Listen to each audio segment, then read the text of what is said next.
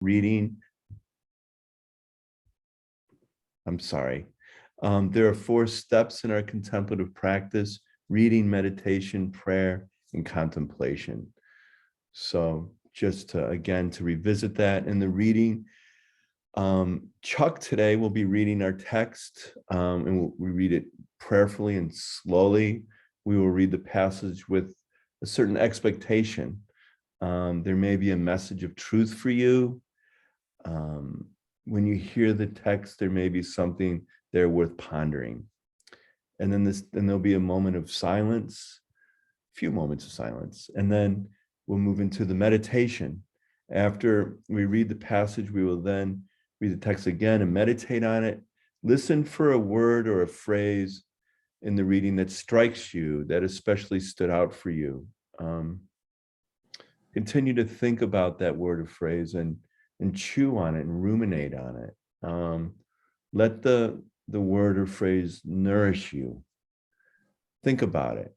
What is it saying to you? Hear what truth emerges for you. And then again, we will pause. And then we will read the text again. And from your meditation, from your insight, from whatever came up from you, for you, from your meditation, offer a prayer. And then the 4th and the final reading is contemplation. After reading this passage, just simply rest in the silence. Open your heart.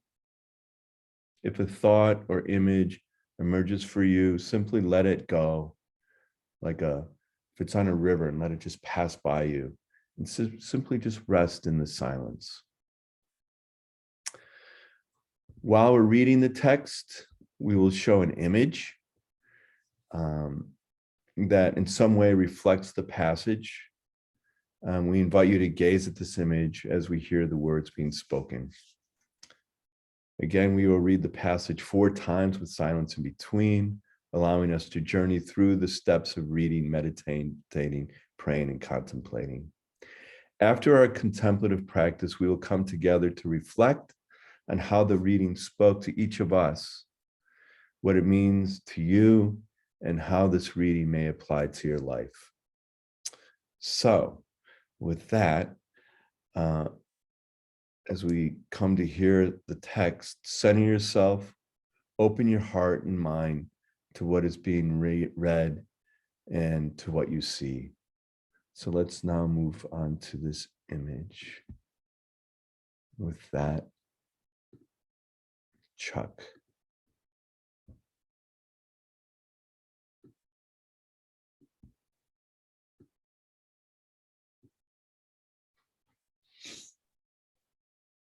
So today's text is a little bit of riffing on the original, on the story of Buddha's original enlightenment, and as framed by the Buddhist scholar, writer, and teacher David Loy, and John Stanley of the Eco-Buddhism Project, and a little bit of the riffing of Chuck, if you will.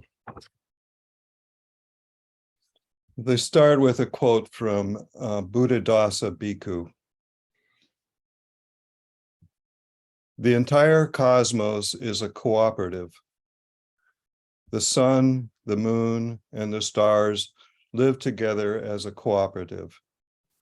The same is true for humans and animals, trees, and the earth. When we realize that the world is a mutual, interdependent, cooperative enterprise, then we can build a noble environment. If our lives are not based on this truth, then we shall perish. It is said that just as Buddha realized his awakening, he was challenged by demonic forces led by their king Mara. Mara demanded that Buddha produce a witness to confirm his awakening. The Buddha said nothing, but simply touched the earth with his right hand. The earth immediately responded, "I am your witness." What was the awakening the earth confirmed? clear seeing into the nature of suffering and the liberation from it, clear seeing grounded in the realization of the nature of reality, that all things are interdependent, nothing is apart. Thus, in seeing into this nature of suffering, Buddha saw into the nature of suffering for all beings, for all of life. The seeing starts with each one of us. Do our conditioned patterns of thought, speech, and action cause harm or not? Not just for humans, but for the earth and her beings. For 3 billion years, Earth has tirelessly spun an intricate web of creation according to the law of interdependence, from unicellular life forms to the extraordinary diversity of plant and animal life. The wisdom Buddha realized is Earth's wisdom. We humans have become Mara, the forces of greed, hate, and delusion. Our hubris is destroying that from which we all came. Just as Mara obtained Buddha's sitting place as his claimed Buddha's sitting place as his own, Homo sapiens claim in effect that the only important species is itself. All other species have meaning and value only insofar as they serve our purpose. Indeed, powerful elements seem to have relocated to the state of zero empathy, a characteristic of psychopathic or narcissistic personalities. Returning to Buddhadasa Bhikkhu, paraphrasing him a little bit, when we once again realize that the world is a mutual, interdependent, cooperative enterprise, then we can build a noble environment. If our lives are not based on this truth, we shall perish.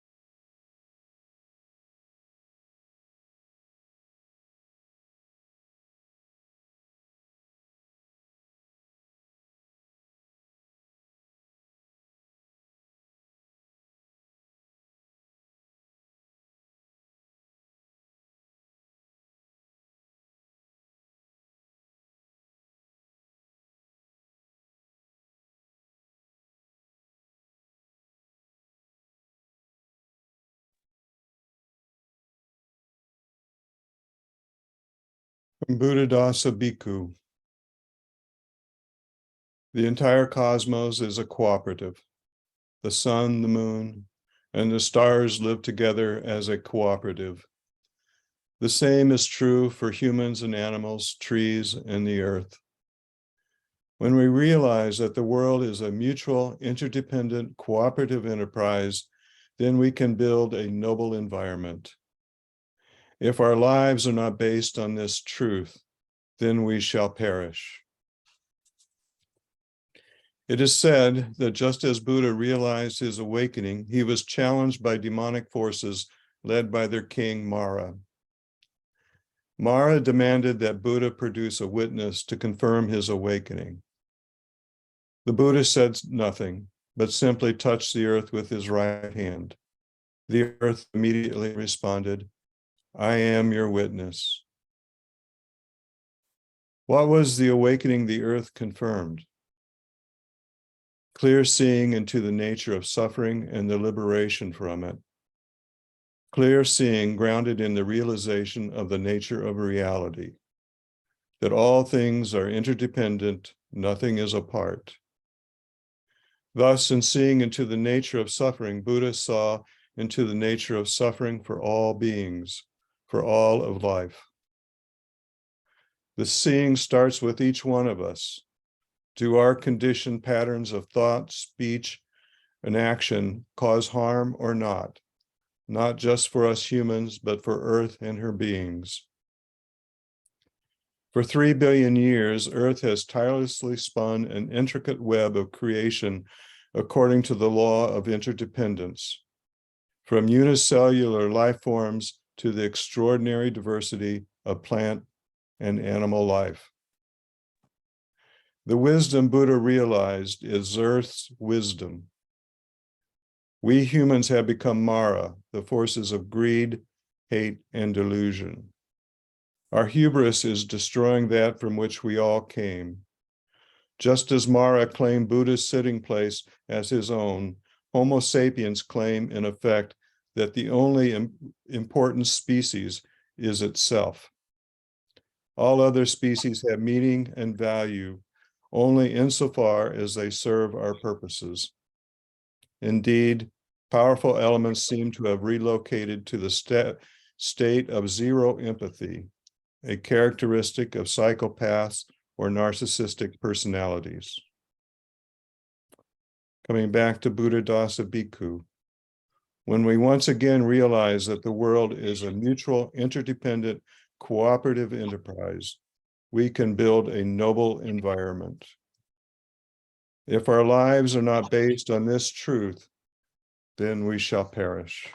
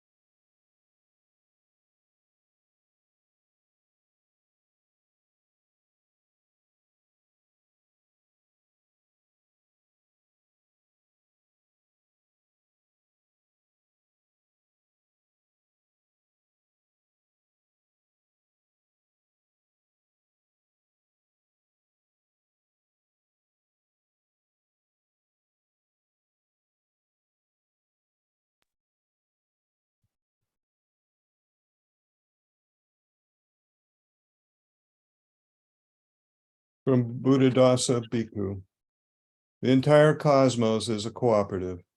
The sun, the moon, and the stars live together as a cooperative. The same is true for humans and animals, trees, and the earth.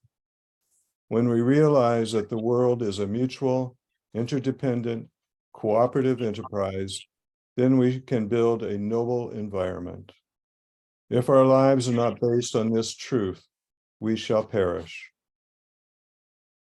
It is said that just as Buddha realized his awakening, he was challenged by demonic forces led by their king Mara. Mara demanded that Buddha produce a witness to confirm his awakening. The Buddha said nothing, but simply touched the earth with his right hand. The earth immediately responded, "I am your witness." What was the awakening the earth confirmed? Clear seeing into the nature of suffering and the liberation from it. Clear seeing grounded in the realization of the nature of reality, that all things are interdependent, nothing is apart. Thus, in seeing into the nature of suffering, Buddha saw into the nature of suffering for all beings, for all of life. The seeing starts with each one of us. Do our conditioned patterns of thought, speech, action cause harm or not? Not just for humans, but for Earth and her beings. For 3 billion years, Earth has tirelessly spun an intricate web of creation according to the law of interdependence, from unicellular life forms to the extraordinary diversity of plant and animal life. The wisdom Buddha realized is Earth's wisdom. We humans have become Mara, the forces of greed, hate, and delusion. Our hubris is destroying that from which we all came. Just as Mara claimed Buddha's sitting place as his own, Homo sapiens claim, in effect, that the only really important species is itself. All other species have meaning and value only insofar as they serve our purposes. Indeed, powerful elements seem to have relocated to the state of zero empathy, a characteristic of psychopaths or narcissistic personalities. Returning to Buddha-Dasa Bhikkhu, when we once again realize that the world is a mutual, interdependent, cooperative enterprise, we can build a noble environment. If our lives are not based on this truth, we shall perish.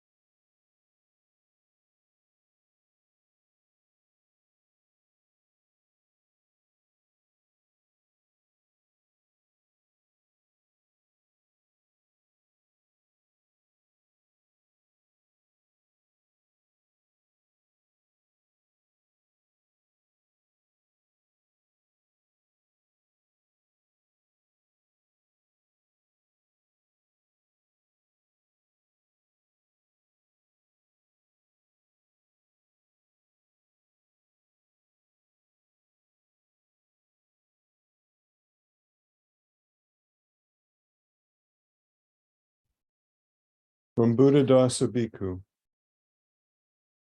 the entire cosmos is a cooperative. The sun, the moon, and the stars live together as a cooperative. The same is true for humans and animals, trees, and the earth. When we realize that the world is a mutual, interdependent, cooperative enterprise, we can build a noble environment. If our lives are not based on this truth, we shall perish. It is said that just as Buddha realized his awakening, he was challenged by demonic forces led by their king Mara. Mara demanded that Buddha produce a witness to confirm his awakening. The Buddha said nothing, but simply touched the earth with his right hand. The earth immediately responded, I am your witness. What was the awakening the earth confirmed? Clear seeing into the nature of suffering and the liberation from it. Clear seeing grounded in the realization of the nature of reality. That all things are interdependent, nothing is apart. Thus, in seeing into the nature of suffering, Buddha saw into the nature of suffering for all beings, for all of life. The seeing starts with each one of us. Do our conditioned patterns of thought, speech, and action cause harm or not? Not just for humans, but for Earth and her beings. For 3 billion years, Earth has tirelessly spun an intricate web of creation according to the law of interdependence. From unicellular life forms to the extraordinary diversity of plant and animal life. The wisdom Buddha realized is Earth's wisdom.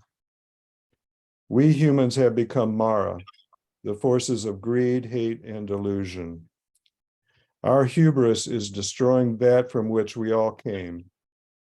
Just as Mara claimed Buddha's sitting place as his own, Homo sapiens, in effect, claimed that the only real important species is itself. All other species have meaning and value only insofar as they serve our purposes. Indeed, powerful elements seem to have relocated to the state of zero empathy, a characteristic of psychopaths or narcissistic personalities. Returning to Buddhadasa Bhikkhu, when we once again realize that the world is a mutual, interdependent, cooperative enterprise, we can build a noble environment. If our lives are not based on this truth, we shall perish.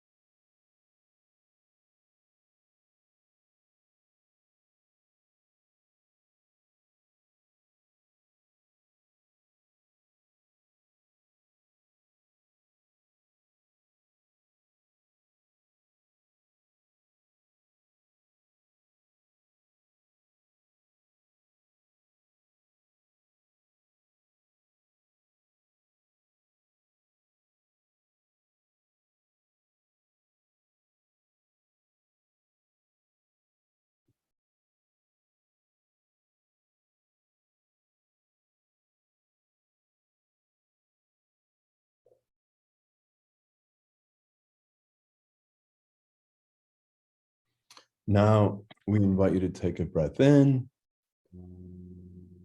and exhale. Bring it back to the circle.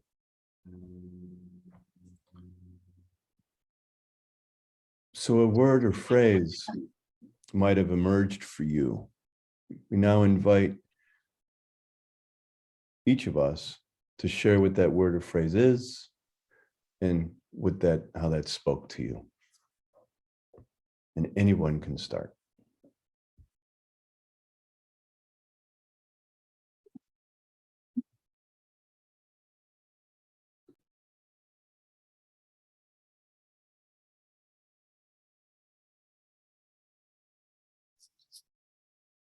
Human beings have become Mara.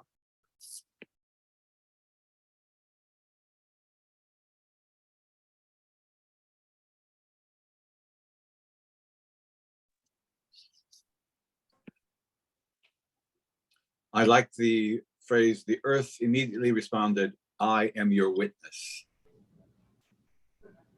That stuck out to me as well.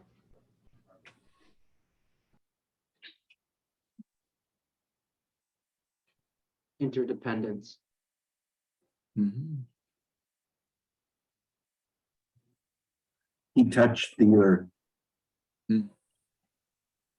Narcissistic. Cooperation. Interdependence.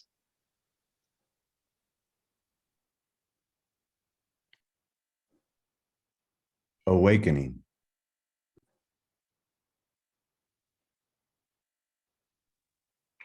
Truth.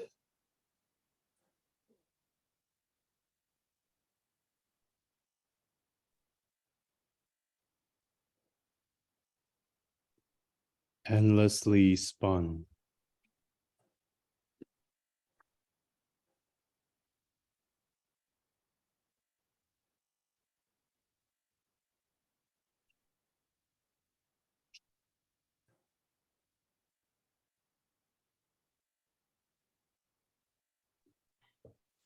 Now, I invite you to consider how this reading spoke to you. What did it say? What did you hear? How did it speak to you?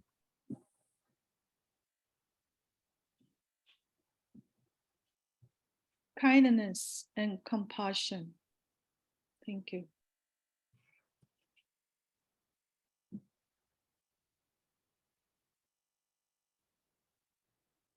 We shall perish.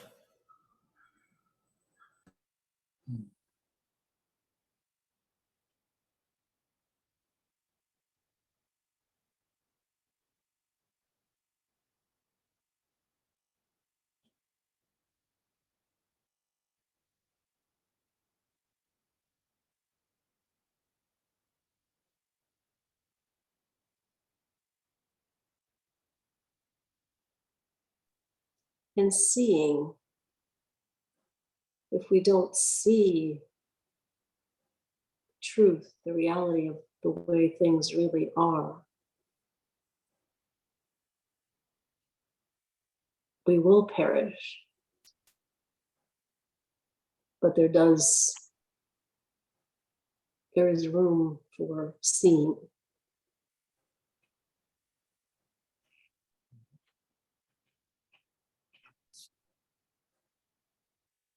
It put the struggle to protect our island home, the earth, in a cosmic perspective regarding the struggles, regarding the forces we struggle against. Mm.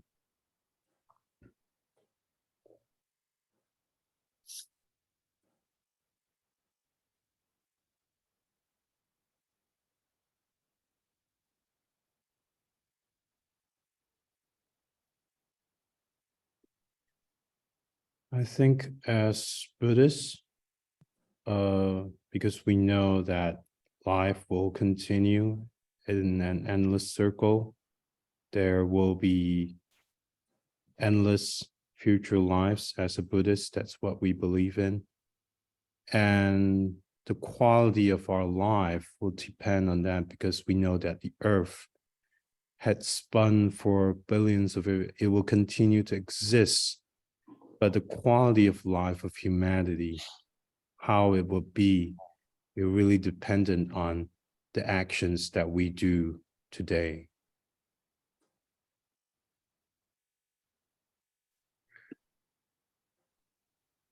Well, that certainly leads us into the next question of how this reading may apply to your life.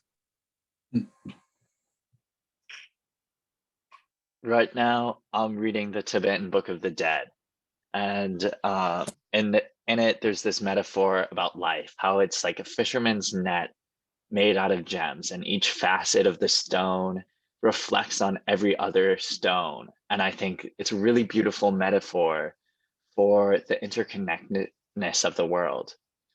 Archbishop Desmond Tutu spoke a lot about Ubuntu, which is this really cool philosophy about I am because you are. It challenges Descartes' version of that, which is like, I think, therefore I am. And it's really collective and community oriented. And just recognizing that our actions have subtext. Our actions spread much farther than what we initially planned is something to me that is really powerful. And centering that is a way for us to reflect on our own intentions, a way to reflect on what we're causing in this world.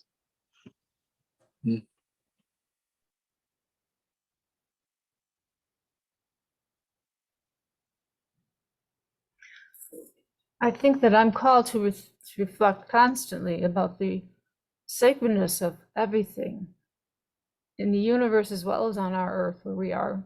And in order for us to really thrive, we've got to always think of that. Whatever we eat, what we do to animals, as well as what we do to ourselves, all of those things that are destructive, as well as all of those things which are enlightening and kindness to one another, showing empathy and compassion. All of those things make up this whole existence that's been put into place.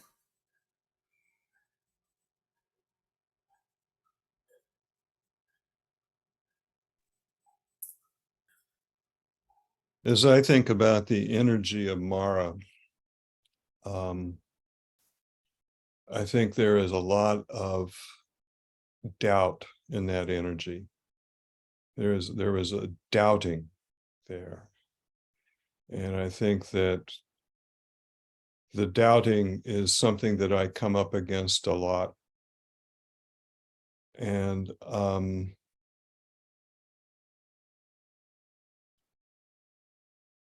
you know, the faith in the interconnectedness, I guess,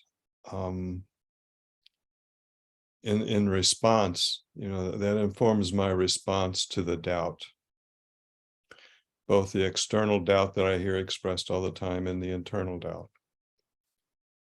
And I think for me that coming back to that always to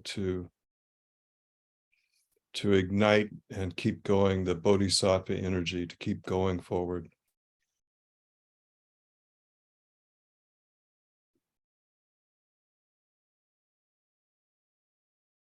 For me, the word that popped up was awakening. In terms of how that applies to my life, is so often is just to slow down and be more present, and to open that awareness and that awakening, and it's a continuous process, and it's like an unfolding. And so just to be really present to that.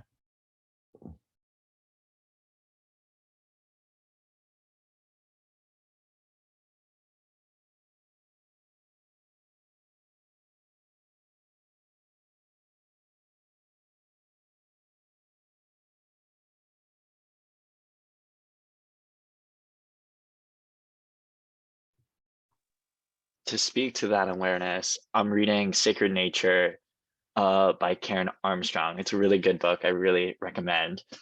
And she talks about how when the Jesuits first came to China, the Taoists explained that the Jesuits were really good at science, but they couldn't really understand the force of qi. And just understanding that in a lot of climate conversations, we have these scientific and mathematical reasons, and it's very logos heavy, but having this more spiritual element to it is something that needs to be intertwined in these conversations. Having this empathy that serves as the bedrock for these conversations, and being awakened to the pain and suffering of others is what is going to lead us, to empower us to start recognizing that we need to take climate action. It's not just these facts and scientific findings. We need to pair both of them up.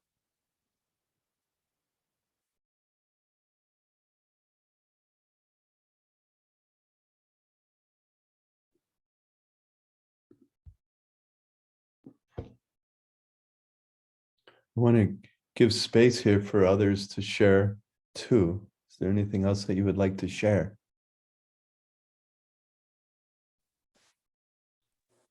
Going back just for a second to Daniel's point about the cosmos, as we stared at that image of our planet, our beautiful planet, but that's all we saw. But we know that there's more out there, and that our planet is also, as we are, interdependent, interconnected with the rest of the universe, and being mindful again of that as well. And that's kind of hard to do in a way because it's so huge and it's so vast, and it's not so visible. But it relates quite well to bring it back to Earth, because we can envision a limited boundary to our planet, but we also tend to not focus on the whole planet sometimes. Sometimes we're just worried about our own neighborhood, our own family, our own nation, instead of looking at the global. So it's yeah, all of that sort of came up. Yes. And for me, I thought of all the most vulnerable, those who are so dependent upon us knowing of the interconnectedness, and how often we miss that. Mm.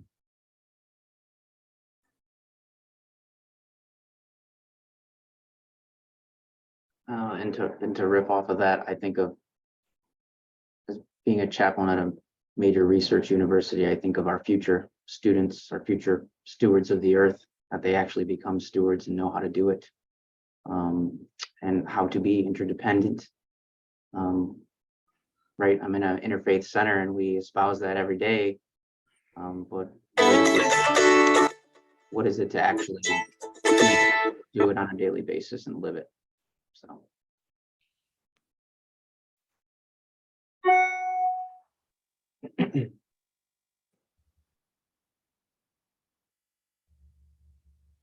The idea of the earth being our witness.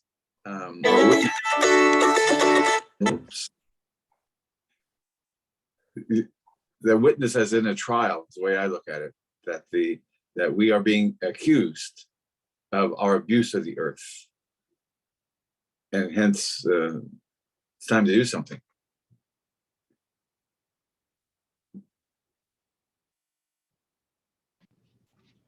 That's how I thought of it as well, is the earth sees everything that we're doing. Every one of our actions, the earth sees and feels and is affected by.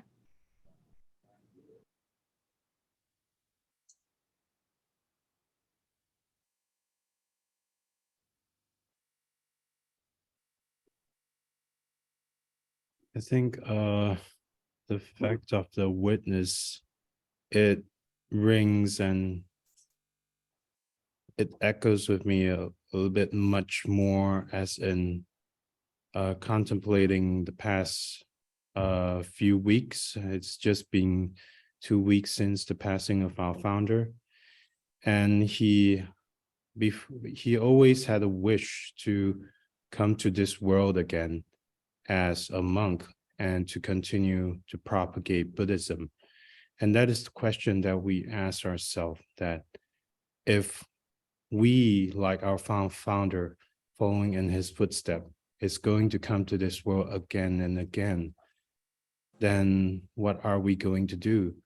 So as I look back at the projects that our Buddhist order, our order is doing, with the projects of purchasing land to do reforestation, that really meant a lot more to me, because before this we're really thinking as a religious order, do we really need to do a lot of environmental work, a lot of good to go that much into environmentalism?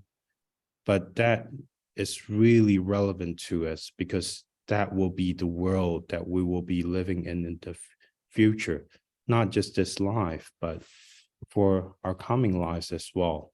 So not just the earth will be our witness, but ourselves will be the witness of our action. Because our future selves will be the witness as well as on the receiving end of that as well.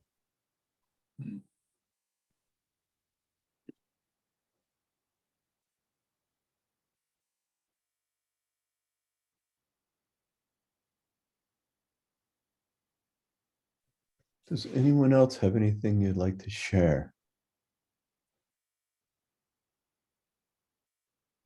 If we could just take a few minutes and introduce ourselves, because we're in this community together, right? So I'm Michael Terry, and I'm an Oblate of St. Benedict out in the Chicago area. And it's a blessing to be with you.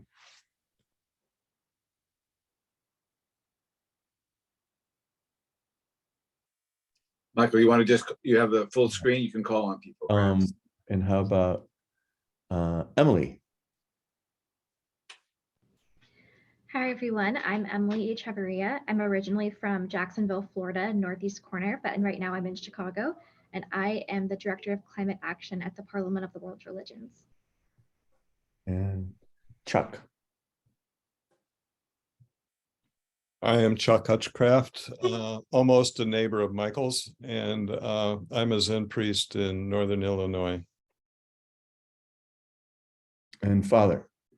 And Father Alexei, I'm the Ecumenical and Interreligious Officer for the Roman Catholic Archdiocese of Los Angeles. And Venerable. I am Venerable Huizhe here in Los Angeles. I'm a Buddhist monk in Xinlai Temple, located here in Hacienda Heights. Roxanne. I'm Roxanne Ciatti, and I am a Catholic laywoman, and I live in Milwaukee, Wisconsin. And Mary Tracy. Do you go by Mary or Mary Tracy? Mary Tracy, thank you. I'm a Buddhist. I am a Dharma teacher for Risho Kosekai Buddhist group here in Fort Myers, Florida. Thank you. And Andrew. Andy Cirillo, chaplain and university chaplain at Rochester Institute of Technology in Rochester, New York, and lay Catholic. And Tom. I'm Tom. I'm a former Buddhist monk at Wat Bhawanawit in Bangkok, Thailand. And I'm currently a climate organizer at Climate Generation here in the Twin Cities. And Daniel.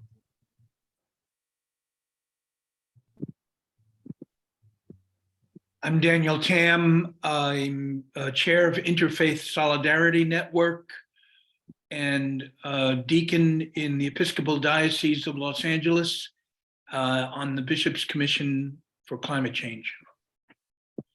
Or Bishop's Commission on Climate Change, not for it.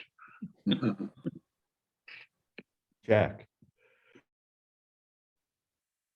I'm Jack Lowe. I am a Catholic priest in the Diocese of Oakland. I belong to the Missionary Oblates of Mary Immaculate Community.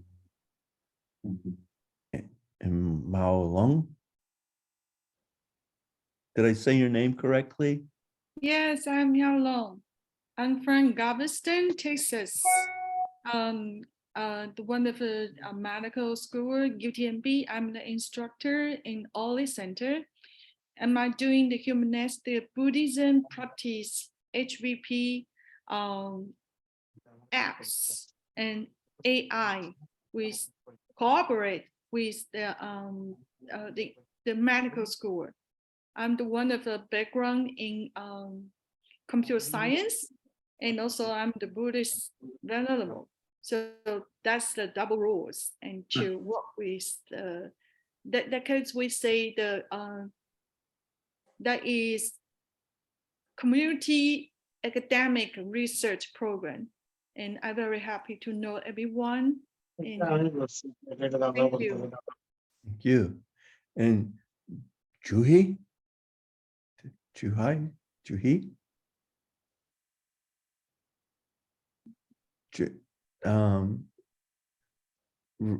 Yes. Hello.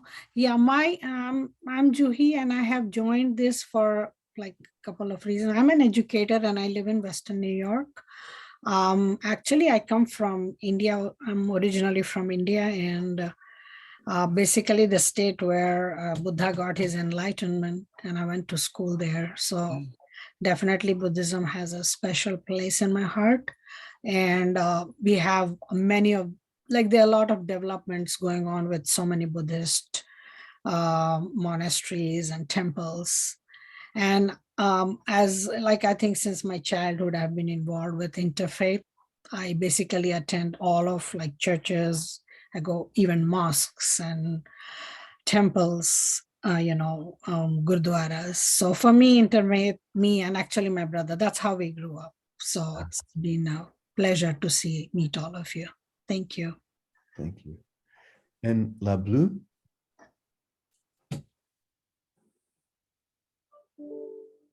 La Blue, can you hear us? I hope I'm pronouncing your name correctly. Okay. And then Sister Roseanne, you just joined us. Would you like to introduce yourself?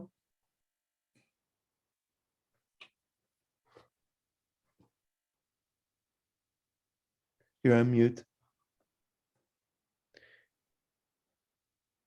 Hello, now can you hear me? Now we can. I'm Sister Roseanne Ficker. I'm a school sister of Notre Dame from the Central Pacific Province. I live in Northwest St. Louis area, town called St. Anne. And I've been a community member for 61 years. Very happily professed that long.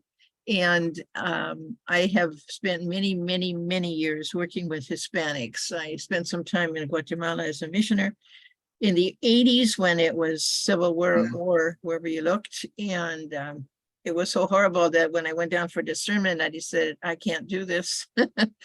But God was the hounding presence in my life, and I could not get out of my system until I went back. But anyway, it really taught me so much about suffering people and willing to forgive and being so sincere. And now with the death of our dear bishop in Los Angeles, by someone that knew him personally, nobody understands that yet. But anyway, so I've always been interested. I think I got it from my father to be open to whoever and whatever, And one of the statements that was in our dining room in Guatemala was, there are no strangers. It's just a friend I haven't met yet. I love that. So I'm happy to I forgot about this today. I'm quite late in coming. So anyway.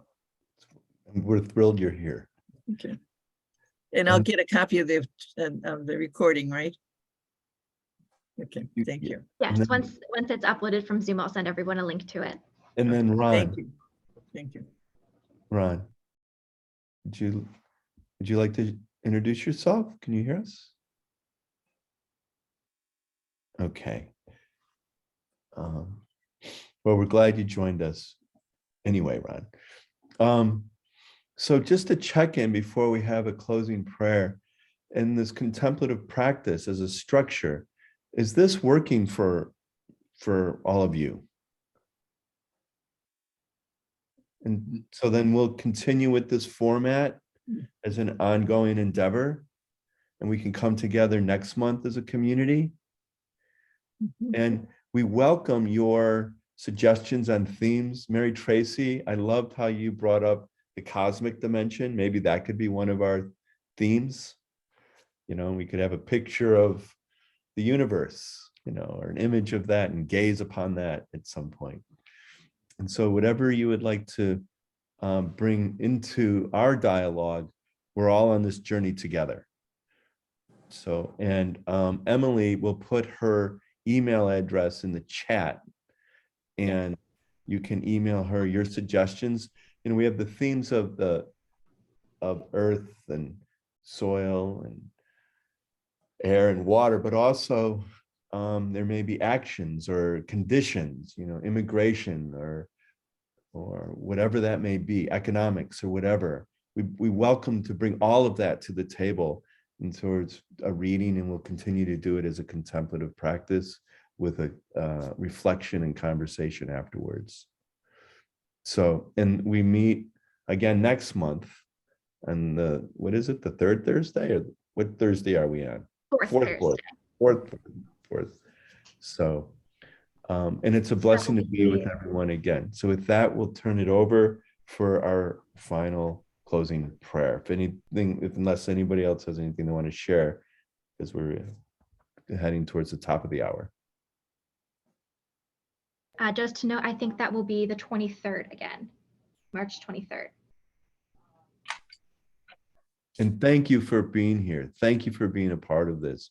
Without us doing this together, there would be no dialogue here.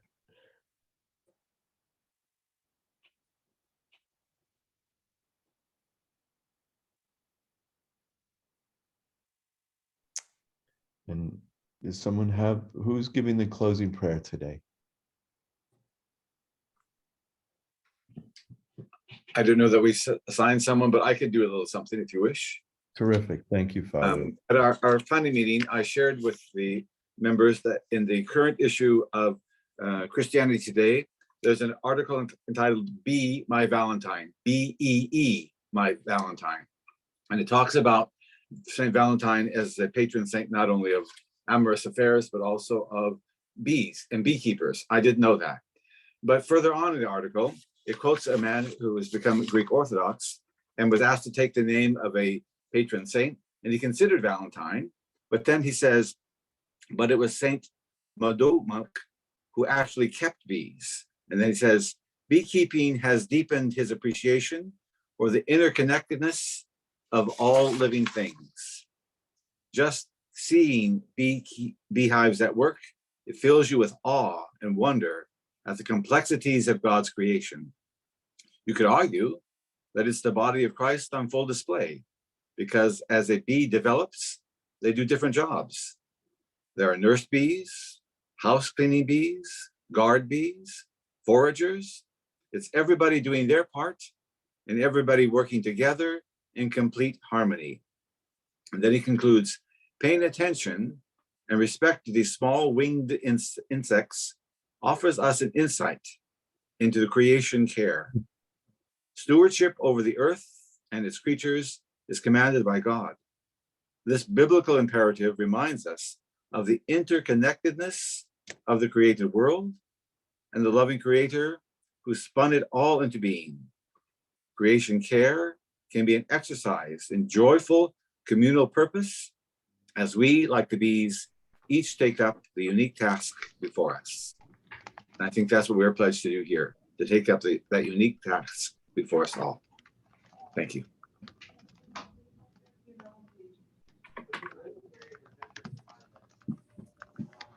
Thank you all. Thank you, Father Alexi, for that. You're welcome. See you next month. Bye-bye. Thank Bye you. now. See you next month.